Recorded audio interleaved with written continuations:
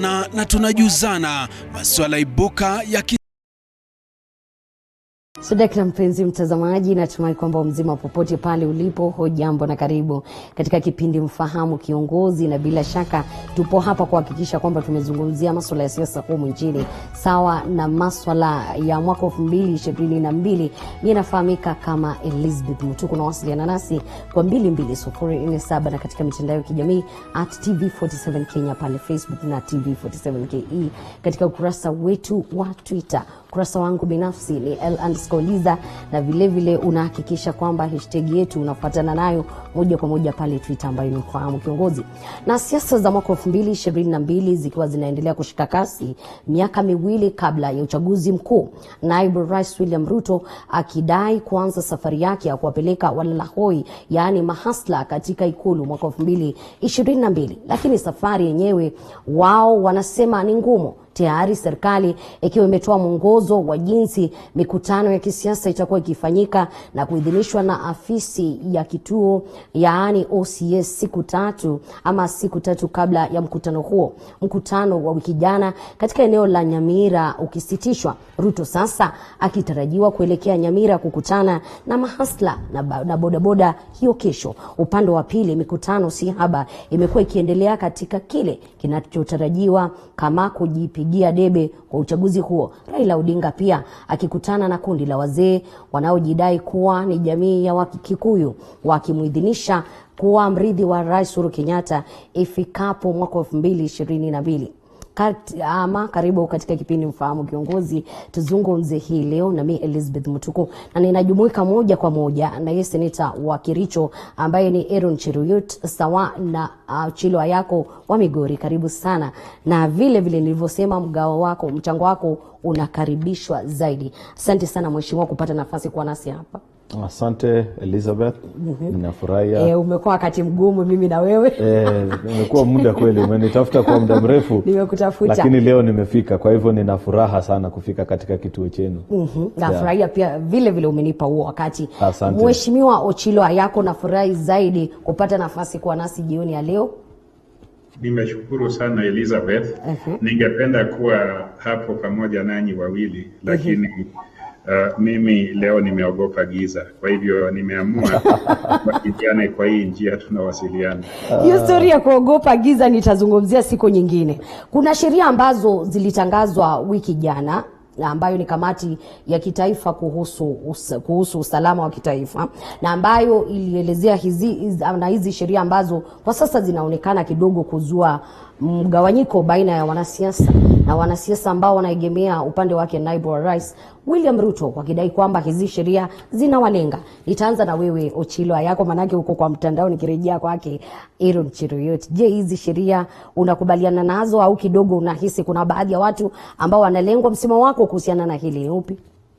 Unajua ukweli wa mambo, hizi sheria zilipitishwa bungeni na Aaron Cheruyot akiwa kwa bunge na hata kikundi cha Jubilee wakiwa wengi kwa bunge.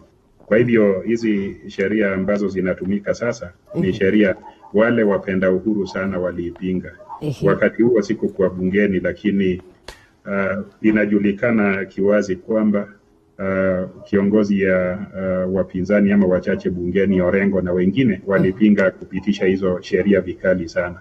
Na wakati huo wengi wale wanalalamika sasa walikuwa wanaiunga mkono wakaipitisha kwa National Assembly na kwa Senate. Kwa hivyo hii ni sheria iliyoko na kitu inafanyika saizi, inatumika, na ikitumika basi tunasikia vile wanalia. Watatueleza ni nini wanataka tubadilisha hii sheria ama vipi. Kwa hivyo hizo sheria unakubaliana nawe kwako. Achani usinijibu, wacha nirejee kwake Aaron Cheruyot, na ambaye najua amelia zaidi na wengineo kuhusiana na hizi sheria, na hata wengi wenu wakasema kwamba hizi sheria ama haya maagizo ambayo yalitolewa wiki jana ni ya kuwalenga. Ni vizuri kwamba hata pia nawe umegundua kwamba Achilo Ayako hajakujibu swali lako. Badala ya kukujibu kama anakubaliana na sheria hii ama akubaliane, yeye anatukumbusha historia. Anatukumbusha historia, ataniambia walifanya hii, walifanya lile. Ni kweli mimi nilikuwa bungeni wakati ile ambayo inajulikana kama infamous security amendment bill ilipitishwa. Lakini jambo ambalo ningependa kusema ni kwamba hakuna kipengele chochote ya kwanza kinabuni chombo hili ambalo linajulikana kama National Security Advisory Council. Kwa hivyo chombo hili kwanza ambalo lilitoa maagizo haya haiko kisheria popote katika ile Security Amendment Bill. Ya pili ni kukumbusha Wakenya kwamba sintofahamu ambayo ilitokea wakati huo ni kwamba kulikuwa na yale mambo ambaye tulikuwa tunasema ni wakati gani serikali inaweza kupima haki zako wewe kama Mkenya. Na kipengele ambapo tulipitisha wakati huu ambao ulikuwa na ulileta pingamizi kidogo na tashwishi kati ya wenzetu wa upinzani, tulikuwa tu tunasema ikiwa wewe washukiwa kwamba ni mgaidi na unafanya mambo ya ugaidi, lazima ukumbuke mambo haya tuliyafanya tu punde ambapo tulikuwa tumepatwa na lile janga la Westgate, kisha kule Garissa University, kukawa nchi ikawa katika hali ambayo inasema lazima tuangalie sheria yetu, ingawaje inapatia tunaelewa kwamba kihistoria tumetembea safari mrefu sana kama nchi. Na ni vyema tulivyotunukiza mwaka wa 2010 zile freedoms ambazo uhuru ambao uko katika katiba yetu. Kwa hivyo watu wakasema tupitishe sheria vile ilivyo. Kwa hivyo namba ya kwanza, si kweli kwamba National Security Advisory Council iko katika ile either National Security Amendment Bill ama hata katika ile Public Order Act ambaye tulipitisha bungeni mwaka ujao. Hawapatikane pale. Ya pili, haya mambo ambayo wanapendekeza hayawezi kutiliwa maanani kwa sababu ni mambo ambaye yanajaribu kupinga pendekezo la katiba. Katiba yetu kipengele cha kwanza Article 1 inasema hii ndio sheria ambayo italinda nchi ya Kenya, na hakuna mtu yoyote ama sheria yoyote ambayo yaweza kutengenezwa iwe na nguvu zaidi ya katiba. Kwa hivyo iwe ni proposal kama hiyo ya National Security Advisory Council ama hata tuseme kama vile wapinzani wetu katika chama cha ODM wanasema ni sisi tulipitisha sheria hii. Hata kama ingekuwa si kweli, lakini hata kama ingekuwa kweli, hakuna vile an act of parliament yaweza kuwa na nguvu kushinda katiba. Na unapokumbuka, ya mwisho nikisema, wakati sheria hii ilipitishwa, kuna vipengele kadhaa ambazo zilileta utata. Na hawa wenzetu kutoka katika chama cha ODM na wakereketo wa mambo ya kisheria walielekea mahakamani katika mahakama kuu. Na Justice Odunga wakati huo akiwa katika Constitutional Division ya mahakama kuu alifutilia mbali hivyo vipengele. Kwa hivyo haya mapendekezo ya National Security Advisory Council hayana msingi wowote kikatiba ama kisheria. Wakati ambapo unasema hayana msingi wowote kisheria, kikatiba, ina maana kwamba mtachukua hatua kama wale ambao mnadai kulengwa na hizi sheria? Hakuna haja ya kuchukua hatua. Kile ambacho sisi tutafanya, tutaenda katika mipango yetu kama kawaida. Polisi wakitaka kuvunja ni sawa, wavunje kama vile wamekuwa wakifanya. In any case, kama wewe unakumbuka huyu mkuu wa polisi, na ndiposa mimi niko na shida kubwa sana na huyu bwana Mutiambai. Yeye hajastaarabika vile yafaa mtu ambaye hako na ofisi ile ya mkuu wa maafisa wa polisi Kenya. Yeye anacheza siasa, anatumika kufanya siasa. That is why unafaa ukumbuke awali wakati tulikuwa na yale mapendekezo ya mikutano sababu ya janga la COVID.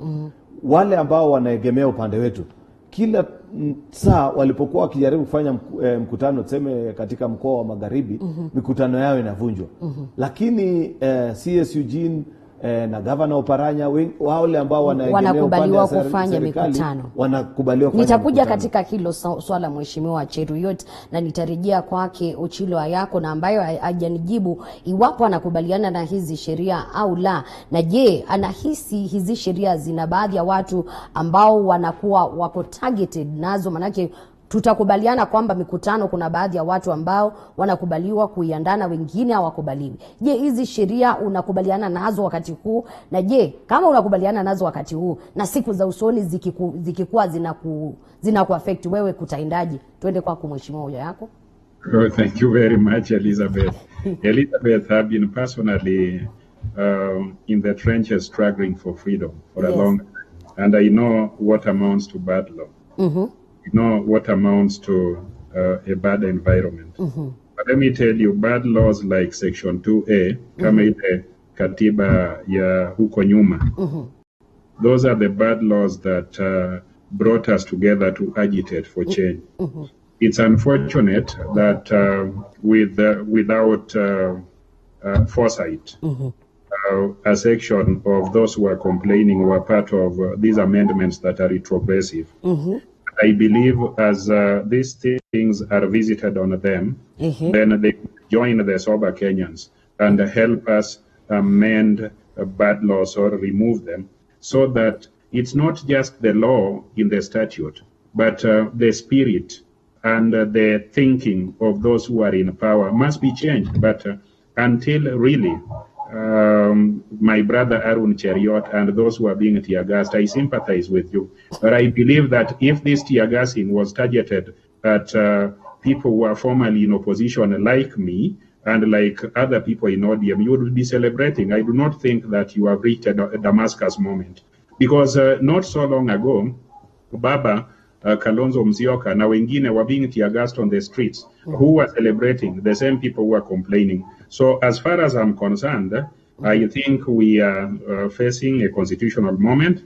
Now that moment ni BBI, and if people really think that such laws should not be in existence, let us come together and have a conversation about them. But this application, you should feel as much pain as we felt when we were being tear-gassed about that time. So that hivyo Mheshimiwa Ayako, naomba nikukatize. I know these are bad laws, but it is a few people are discovering that they are bad laws now because they are facing the same laws. When it was being rammed down the throat of Kenyans, they were the ones doing it. They had the numbers and they know it. And I can assure you, when the same thing is visited on ODM or other people, they'll celebrate. That is why they are talking about the selective application of law. In other words, they are thinking that these laws are being selectively applied, but they are not talking about the fact that these are bad laws. These laws are bad for everybody. But right now, try and lie on the bed that you made. Until you feel that it is bad, then we team up together and overhaul the laws. I don't like the laws, and really, you put them in the books, and somebody must use them because they were put there to be used either selectively or unselectively. Kwa hivyo tukubaliane kwamba hizi sheria sio mzuri, lakini kwa sasa the only solution ni BBI. No, they must, the people who are complaining now must confess their sins and atone for them. You can't sin against the nation and then complain about the sins that you created. Ndamleta Mheshimiwa Cheruiyot, na umemsikia vizuri ambavyo amekueleza Ayako kwamba nyinyi sasa mlalie kitanda ambacho wenyewe mliunda. Unajua Achilo ni rafiki yangu na mimi namheshimu sana, lakini mara nyingi mimi mwambia yeye yako katika chama mbaya ni chama cha ODM. Sababu wenzetu katika ODM swali ambalo hawajawahi kutujibu mpaka wa leo. Tangu hili jambo linaitwa handshake lifanyike, walipoteza sauti, na mara mingi walikuwa wanatuambia sisi ndio sauti elekezi, you know, the voice of reason. Yes. Katika nchi hii yetu ya Kenya. Na unakumbuka tangu mambo haya yafanyike, yale mambo yote ambayo walipinga, kwa sababu sasa hao wanafikiria wako serikalini, waliwacha kupinga mambo hayo. Unakumbuka mambo kama ile yaitwaje, Eurobond, mambo kama haya ambayo yanaendelea. Badala ya yeye kitu cha kwanza kusema mimi siwezi kubaliana. Unajua ukiwa mtu ambaye una value system mzuri na unasema mimi ni mtetezi wa haki za kibinadamu, haijalishi ni nani anaumizwa, lazima kwanza useme, utoe sauti, useme hili jambo mimi sikubaliani nayo.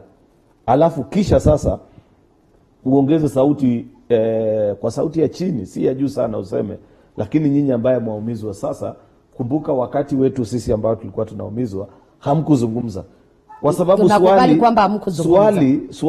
swali ambaye ninataka nimuulize ni kama mimi sikuzungumza wakati yeye alikuwa anaumizwa, na mimi sasa wakati ninaumizwa yeye hazungumzi, hakuna tofauti basi kati yangu mimi na yeye, na hiyo sio Kenya ambaye tunataka. Mheshimiwa yako kuna swala ambalo ameliguzia ni kuhusiana na BBI. Akasema iwapo mnataka basi hizi sheria zibadili. Amesema waziwazi hazipendi, lakini the only solution kitu ya kwanza ambaye Achilo na ODM wanafaa wakueleze kwamba ni uongo hii ambaye wanasema kuna sheria mbaya. Hakuna sheria mbaya.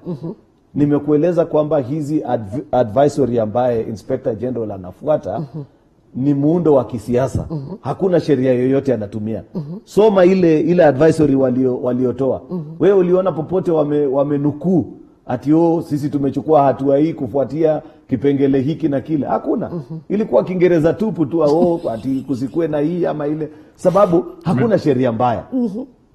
Kuna kikatiba, na nimemwambia Achilo ni wakili. Anajua kwamba katiba ndio supreme. Act of Parliament is subordinate to our constitution. Na kuna kitu anataka kukujibu. Yes. Let's not be forgetful. Let me tell you, if you just travel back memory lane, yes, my we were in a parliamentary epoch when Public Order Act was repealed. Yeah. We actually removed it. We removed the necessity to give access. We made an obligation provide security for any meeting. The security legislation that you reintroduced now made it obligatory for notices to be given to police, for approvals to be granted. Now, these are the things that we are talking about. But I am both sympathetic to the situation our brothers and sisters find themselves in. But I want a situation where we do not politicize what is going on currently. Good. Let us first agree that you are wrong and you are responsible for it. You are responsible for clawing back the democratic space that we had conquered or that we had progressed to as Kenyans. Now you need to bring Kenyans together because of the experience that you are having, so that we can have a free society. You know, the Constitution is basically a policy framework. It is a very firm policy framework providing for democratic space, human rights, and civil and political rights. But the devil that encroaches onto this space is found in statutes. And this is one of the devils that we have that we must deal with. And it was put there for mischief, and many of us celebrated.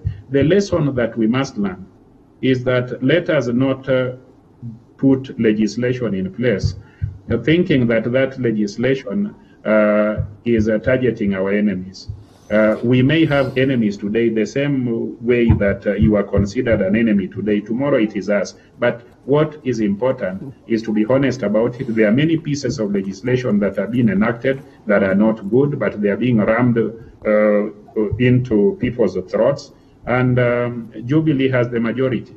Okay. So some of us, what we do not want to be is to be obstructionists. We are Kenyans. We were elected to parliament to try as best we can to improve policies presented by Jubilee, but not to be obstructionists. So if Jubilee collectively is pursuing a dangerous policy, what can we do? Do we run away with the mess? Or do we fight in Senate or in Parliament? Nitarejea kwake Mheshimiwa Ayako, sio Ayako bali ni Cheruyot kuhusiana na hili. Je, unahisi kuna karata fiche katika hizi sheria? Unajua my friend Ochilo ameamua kuwa mwanasiasa badala ya kuwa wakili yule ambaye mimi namjua na ninamuenzi. Amekuwa mwanasiasa kwa sababu wakili yoyote angekuambia ni katika kipengele fulani ya sheria hiyo mliopitisha ambaye inawapa polisi ruhusa ya kufanya jambo, lakini hawezi kukuambia sababu hakuna. Kwa hivyo tuache kuwahadaa wa Kenya kwamba kuna chochote katika National Security Amendment Bill ile tulipitisha mwaka wa 2015 inayompa Inspector General wa polisi. Are you saying that the security legislation is good? Are you saying it is good? Achilo, are you saying it is good? Let me just get you on that one. Are you saying that security law is good, the one of 2015? If you are saying that, listen, Ochilo. I will discuss with you. Ochilo. Yes. I want you to be a good listener. Yes. And let me use English so that you understand me well. Hata Kiswahili naelewa. Hapana, ninaona ni kama inakusumbua. Hicho Kiswahili mheshimiwa utakizungumza, manake vile vile watu wanasema hawaelewi chenye unawaelezea, utajaribu tuelezee. Unasikia Ochilo? Nakuelewa ndugu. Ile kitu mimi nasema hakuna chochote katika sheria hiyo, na kama iko tafadhali nukuu or quote which section of the National Security Amendment Bill inapatia IG mamlaka hiyo ambaye anataka kujitawaza sasa ya kuwa ati kabla mtu yeyote kufanya mkutano lazima amuombe ruhusa. Hakuna. Kwa hivyo kama tunaweza kuwa na debate kwamba kipelengele hiki si kizuri ama kile, lakini as things stand right now, there is nothing in the National Security Amendment Bill that we did that gives the IG the powers that he purports to arrogate himself, where he can determine which meeting proceeds, which one doesn't. That's my point, Achilo. Nitakuuliza hili swali Mheshimiwa Iron Cheriot. Iwapo leo hizi sheria zingekuwa bado mambo katika Jubilee yapo vizuri jinsi ambavyo yalikuwa na mnasikizana na hakuna na hizi sheria zinawapiga wale watu wa opposition, ambayo kwa sasa opposition tunajua upande mmoja imekuwa kama serikali, bado ungetetea? Singetetea. Na nimesema hivi, Ochilo anajua mara mingi mwaka huu nikizungumza bungeni kwamba mimi ni Mkristo na ninaamini kwamba hakuna chochote tunayopitia hapa duniani ambaye hakina msingi ama hakina maana. Miaka mbili hii ambayo imepita, 2018, 2019 na sasa mwaka wa 2020 yamenifunza mengi mimi kama mwanasiasa na mimi kama kiongozi kijana. Kwa sababu muhula wangu wa kwanza bungeni nilikuwa katika upande wa serikali. Jubilee ilikuwa vyema, mambo yalikuwa vizuri, na mimi nimeshakiri. Sijui mbona Ochilo anataka nikiri sijui mara ngapi. Mara mingi nikichangia mjadala bungeni nimesema ingawaje sikushangilia wakati rafiki zangu kutoka ODM walikuwa wanapigwa tear gas wakati walikuwa wanafanya yale maandamano yao. Nina regret kwamba sikuzungumza kwa sauti kubwa kusema hiyo si haki ambayo walikuwa wanafanyiwa. Na nikaapa nikasema miaka yangu yaniruhusu.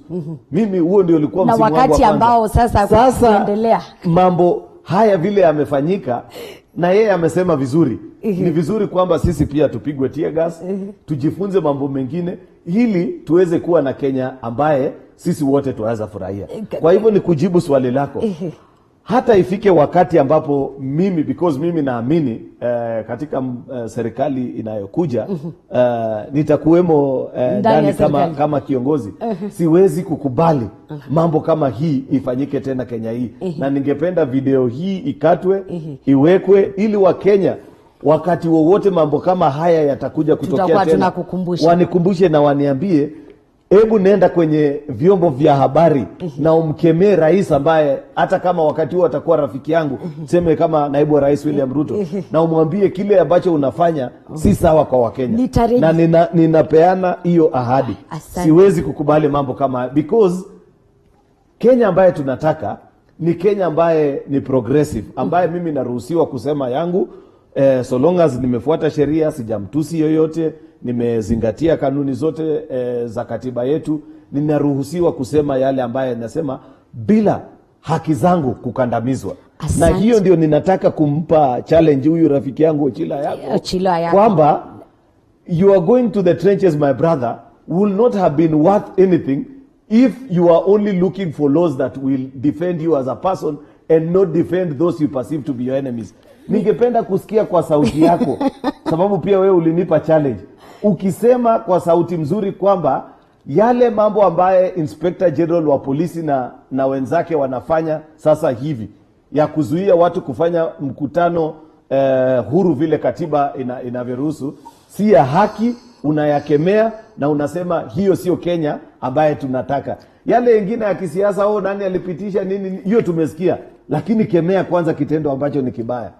Mheshimiwa Ochilo Ayako, unakubaliana kwamba unastahili kukemea ambayo yanaendelea? Nataka kusema hivi, nataka kusema kwa wazi sana. I think the bad behavior is from all of us politicians. We are the ones responsible for this environment. And it is our responsibility to fix it. Let us be honest.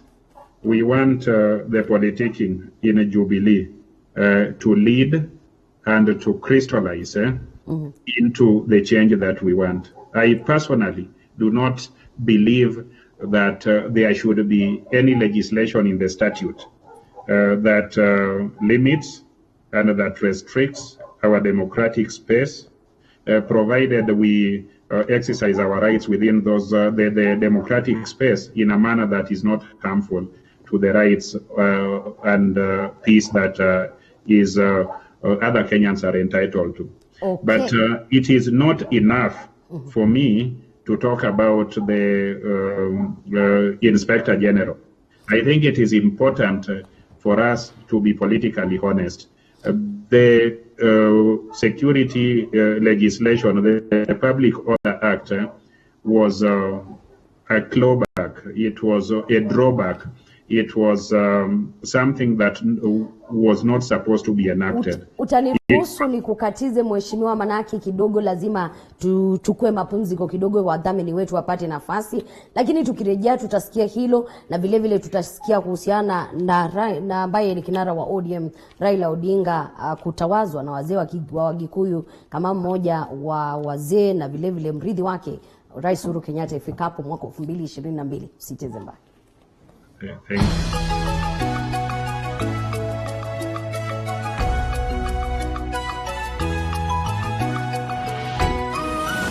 Kila siku ya Jumatano tunazungumza, tunaulizana na tunajuzana masuala ibuka ya kisiasa. Kuna Uhuru he is not in Kirinyaga. Maisha yangu ni huru na watu wangu wanyali. Tulivunja vyama vya URP na TNA na vyama vingine tanzu, ndio tukaunda chama inaitwa Jubilee. Mijadala komavu kuhusu yanayokuhusu, na zaidi ya yote tunakupa nafasi kumfahamu kiongozi wako katika kipindi Mfahamu Kiongozi. Yako kama mtoto ilikuwa gani? Mimi nilizaliwa, sasa najuaje maisha ilikuwa wakati namuuliza maisha. Kwanza ilikuwa tu ni jaribu kabisa kufikia pahali ambapo nitafika Nairobi.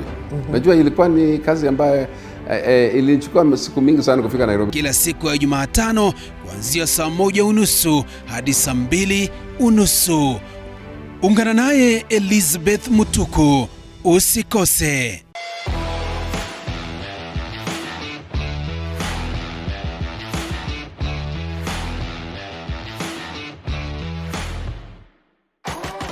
It is said that cooking is one of the greatest gifts you can give those you love, because nothing brings people together like good food. Join Chef Hamadi every Sunday at 6:30 p.m. as he teaches us some simple and quick recipes, only on The Throwdown. You are the mighty God, the great I am. Hallelujah, hallelujah. This and every Sunday, TV47 brings church straight to your home. Come, worship straight from your home as we bring you the Sunday church service at the All Saints Cathedral from 11 a.m. Kila siku ya Jumatano Tunazungumza, tunaulizana na tunajuzana masuala ibuka ya kisiasa. Kuna Uhuru is not in Kirinyaga. Maisha yangu ni huru na watu wangu wa Nyali. Tulivunja vyama vya URP na TNA na vyama vingine tanzu, ndio tukaunda chama inaitwa Jubilee. Mijadala komavu kuhusu yanayokuhusu, na zaidi ya yote tunakupa nafasi kumfahamu kiongozi wako katika kipindi Mfahamu Kiongozi. yako kama mtoto ilikuwa gani? Mimi nilizaliwa sasa najuaje maisha ilikuwa Wakati namuuliza maisha Kwanza ilikuwa tu ni jaribu kabisa kufikia pahali ambapo nitafika Nairobi. Najua ilikuwa ni kazi ambayo ilichukua siku mingi sana kufika Nairobi. Kila siku ya Jumatano kuanzia saa 1:30 hadi saa 2:30. Ungana naye Elizabeth Mutuku, usikose.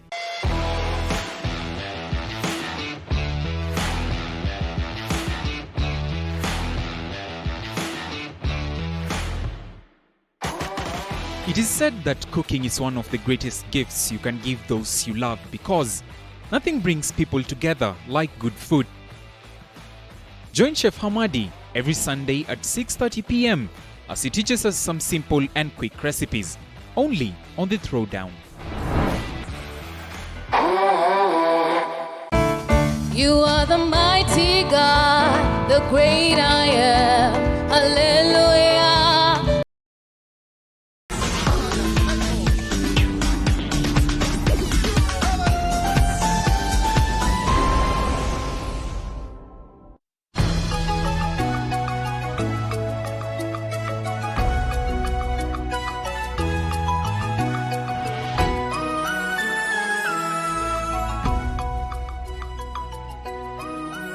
Karibu tena mpenzi mtazamaji katika kipindi Mfahamu Kiongozi, na kama nilivyosema awali, bila shaka nafahamika kama Elizabeth Mutuku, na studioni ninaye seneta wa Kericho Aaron Cheruyot, katika mtandao vile vile ninaye seneta wa Migori Ochilo Ayako, tukiyazungumzia masuala ya siasa humu nchini na zile sheria mpya. Lakini nikikwenda mapumzikoni nilikuwa nimeahidi kwamba mbali tuna kukubaliana na hizi sheria, tutakuwa tukilizungumzia swala la kutengwa kwa naibu rais William Ruto katika chama cha Jubilee, na vile vile kuidhinishwa kwa Raila Odinga ambaye ni kinara wa ODM katika chama sio chama bali na wazee wa Gikuyu, ili kuweza kumridhi Rais Uhuru Kenyatta. Na hili swala najua litakuwa limezua na litazua mdahalo mkali zaidi hapa ndani ya studio yetu, na vile vile wewe umekubaliwa kuzungumza nasi kwa 22047 na katika mitandao ya kijamii. Wacha maoni yako pale, na vile vile nitakuwa nikisoma na maswali haya nitakuwa nikiwaelekeza kwa moja kwa moja, na katika nambari ambayo ipo katika runinga yako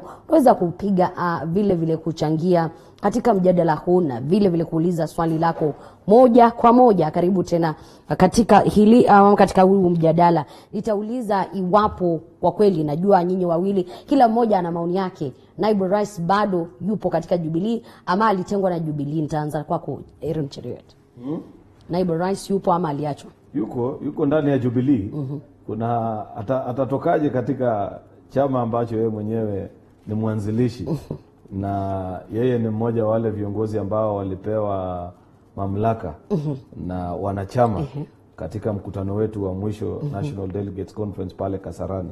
Ni watu wawili tu ambao walipewa mamlaka, na mamlaka yaliyopeanwa ni ya kiongozi wa chama ambaye ni Rais Uhuru Kenyatta na naibu wa kiongozi wa chama ambaye ni William Ruto. Yupo lakini ametengwa. Wale wengine wote walipewa ruhusa kikatiba kwamba katika muda wa miaka 3 ambayo kwa sasa imeisha, waweza kuwateua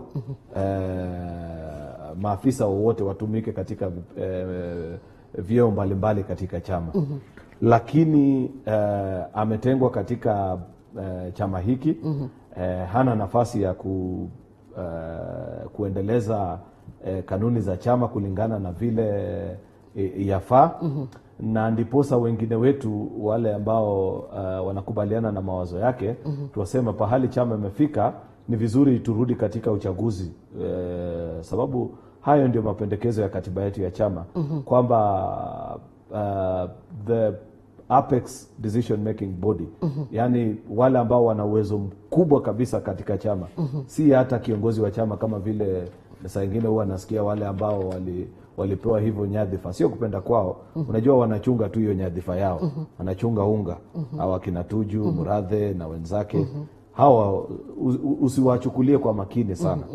Wale kile unachokufaa kuchukulia kwa makini sana ni kile katiba chetu kinasema. Katika kipengele cha 33 kinakwambia kwamba mapendekezo ya chama, the top decision making organ is a national delegates conference.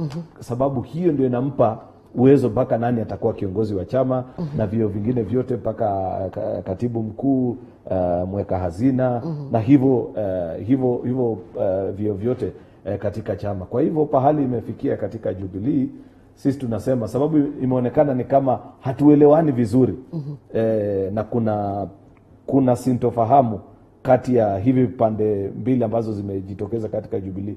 Basi ni bora turudi kwa mwananchi ili atueleze vyema ni nini alikuwa. Na wakati ambapo tutarudi kwa mwananchi ni mwaka wa 2022. Hapana, hiyo ni katika uchaguzi wa kitaifa. Lakini uchaguzi wa chama wafako ulifanyika mwezi Machi. Nimekuambia kwamba wale maafisa ambao walipewa mamlaka akina Tuju na Murathe, muda wao wa ofisi ulikamilika. Kwa hivyo hata sijui kwa nini Tuju anaendelea kujiita Secretary General wa chama. Sioni kwa nini hao wengine, sababu hao walikuwa wamepewa kazi kwa muda wa miaka 3 peke yake. Na ni kutoka Machi mwaka wa 2017 na kwa hivyo kufikia Machi mwaka huu 2020 muda wao ulikamilika. Na hakuna organ yoyote ya chama imekaa na kuwaongezea muda. Kwa hivyo muda wao ulikwisha. Kwa hivyo hata sasa kama wanachukua mshahara katika chama, siku moja wanachama watawaambia rudisheni pesa zetu, nyinyi hamkuwa wafanyikazi wa chama hili. Kabla sijakwenda kwa swali la pili kuhusiana tu na huo mgawanyiko, acha nimjumuishe na yeye Seneta Ochilo yako kuhusiana na hili. Najua wewe na mimi tumeona mgawanyiko ambao upo katika serikali ya Jubilee, na ambayo ni serikali ambayo inaongoza taifa hili la Kenya, na ambapo hakuna maelewano baina ya rais na naibu wake. Je, unahisi kunaweza kuwa na suluhu gani kati ya hawa wawili? Yes. That's the weighty matter. Let me tell you, there is a serious misconception both by my younger brother Aaron Cheriot and members of the Jubilee Party in terms of organizations, the functions of organization. In every organization where you have a chief executive and another is called the deputy, the chief executive is the person on whose shoulders mandate is placed. The deputy is given the responsibility of assisting the chief executive, assisting, not countermanding, not checkmating. Unfortunately, when Jubilee was formed, NA and URP came together, and there was this illusion that it was a 50-50 partnership. Now, when you elect a president, you give the president prerogatives. Prerogatives are certain authorities that are even slightly beyond what the Constitution prescribes. There is the prerogative that is called Commander-in-Chief, where you can declare war and you can also declare peace. There is also the prerogative where you can pardon people who have committed crimes. There are so many things that are called prerogative. Once you have those prerogatives, and the meaning of the word prerogative is that you take precedence over any other person, you have a power that is far-reaching. Now, these things are not shared. So the illusion that this was a 50-50 partnership is what is creating the problem. The URP wing of Jubilee have failed to appreciate the fact that the work of the deputy is to assist the president. There is one president with all those prerogatives. And until they come to that realization that Uhuru Kenyatta is the president, they will keep on creating conflict that cannot be resolved. What must be resolved is just follow the president up to 2022. If God allows Ruto to be president, and God is the God of miracles, that can happen, He will also be president and have a deputy who will be assisting him in delivering his mandate, not insisting that he has to be consulted, that he has to approve. That doesn't work. And the Jubilee Constitution, I'm not very familiar with it, but the Constitution is also aligned to the reality that Uhuru Kenyatta is the president, and that what is bigger, Jubilee was pursuing the presidency, parliamentary majority, and other powers so that they could serve Kenyans, not to bicker and fight forever. Umemsikia vizuri alivyosema ambayo Achilo yako kwamba hii serikali haikuwa eti ni 50-50. Rais, naibu wa rais alibakia tu pale kumsaidia. Lakini ambacho kimewakosti kulingana na yako ni kwamba mlitaka kutoshana. Naibu wa rais alitaka kutoshana na rais, na hili ndilo swala ambalo limechangia huo mgawanyiko. Hiyo ni fitina ya Achilo. Ninasema ni fitina kwa sababu yeye haelewi kwanza ni nini inaendelea katika chama cha Jubilee. Unajua yeye anaangalia tu na anafuatilia kutoka mbali. Na kwa hivyo mimi ninaweza kumueleza kinagaubaga sababu nilikuwa katika Jubilee msimu wa kwanza na nimekuwa katika Jubilee msimu huu wa pili.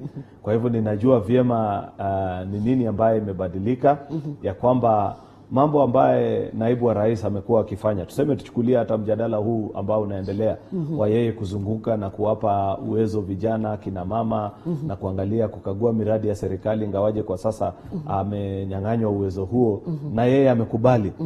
Sijamuona popote akilalamika kwamba mbona siruhusiwi kufanya kazi katika serikali na mambo kama. Yeye amejipa shughuli na kufanya mambo mengine tofauti. Ya kwamba mambo haya Elizabeth alikuwa anafanya hata msimu uliopita. Kwa hivyo kama wale ambao wanamkosoa kwa sasa hawakuona kwamba ilikuwa makosa wakati ule. Wewe kumbuka naibu wa rais kutoka 2013.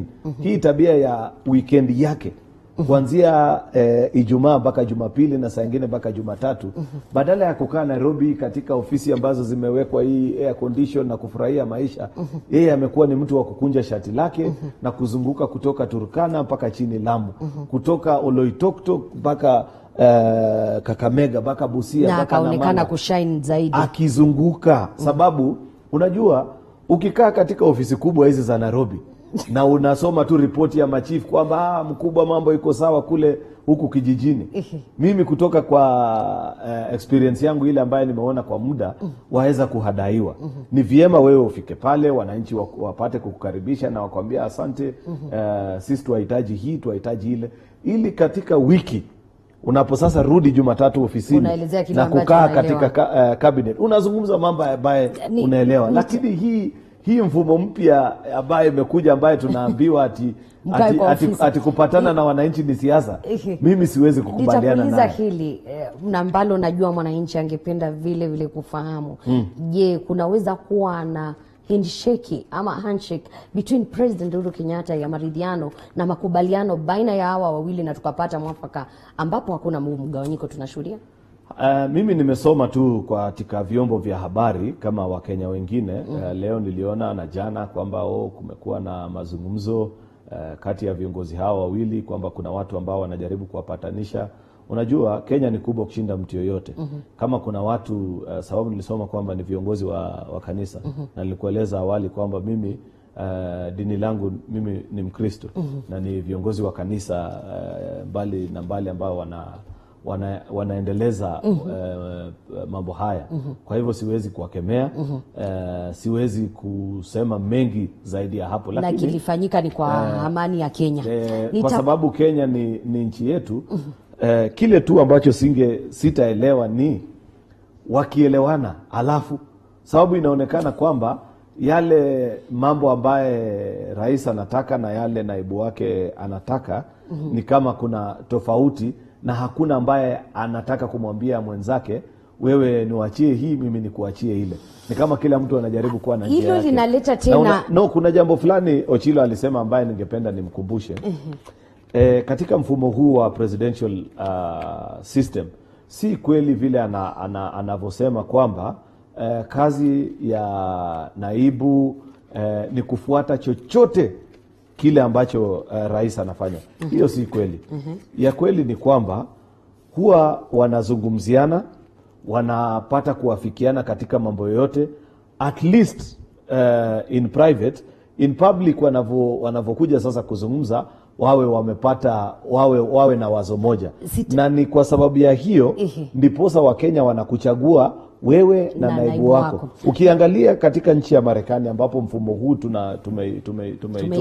tumeiga kutoka kule, hata sasa wakati watu wanaazimia zile ofisi, unaona kuna mjadala kati ya marais, alafu mjadala kati ya manaibu wao. Kama wangekuwa naibu hana kazi yoyote, ati yeye anafaa tu kukaa kama kivuli pahali popote mkubwa wake anaenda ndio anafuata, basi hakungelikuwa na mjadala. Swali langu la mwisho na ambalo ningependa kusikia kila mmoja akinieleza maoni yake, kuna huu mkutano wa Bondo ambao I should have said something about just something little about what Harun is saying. Yes.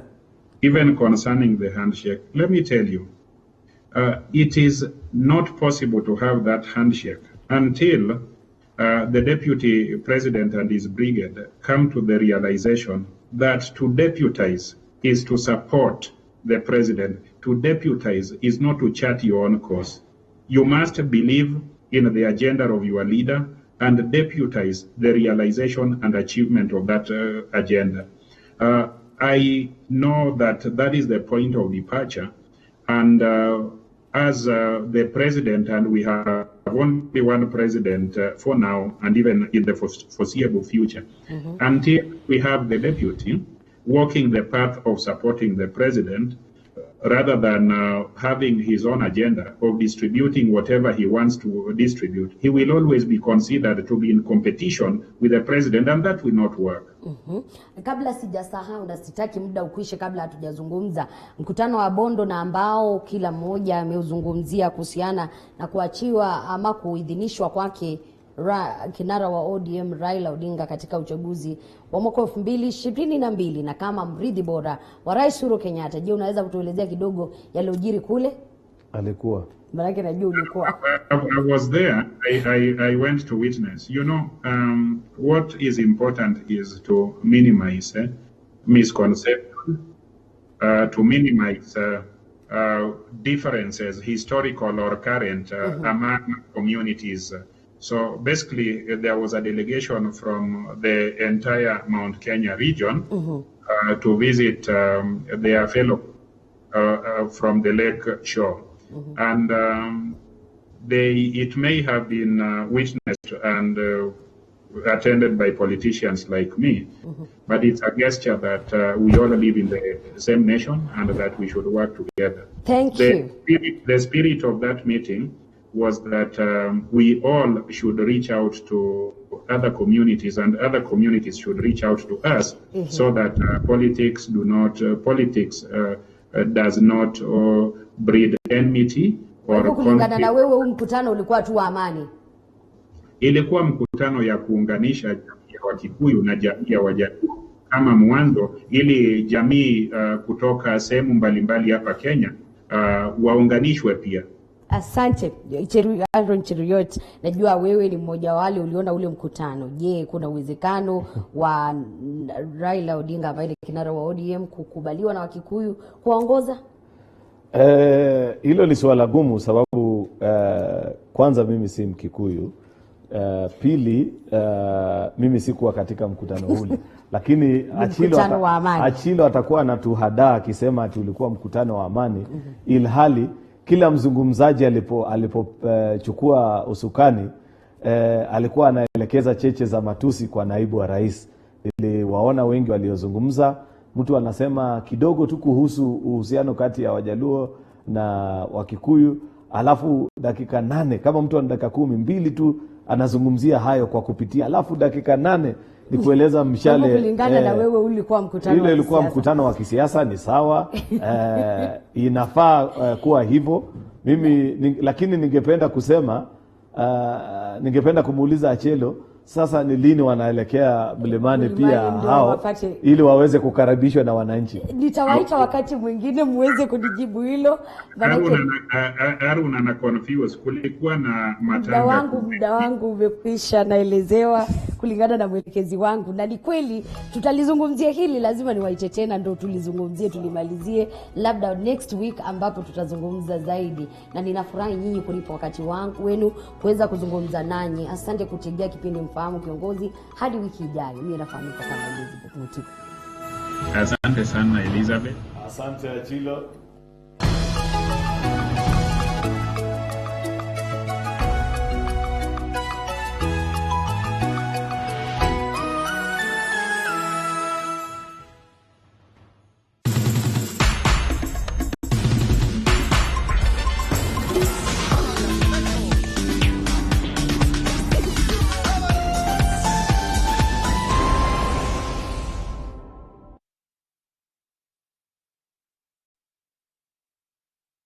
Loves football on Go TV, so he traded being a best man for being a best fan. Miriam stood her date up just for this matchup.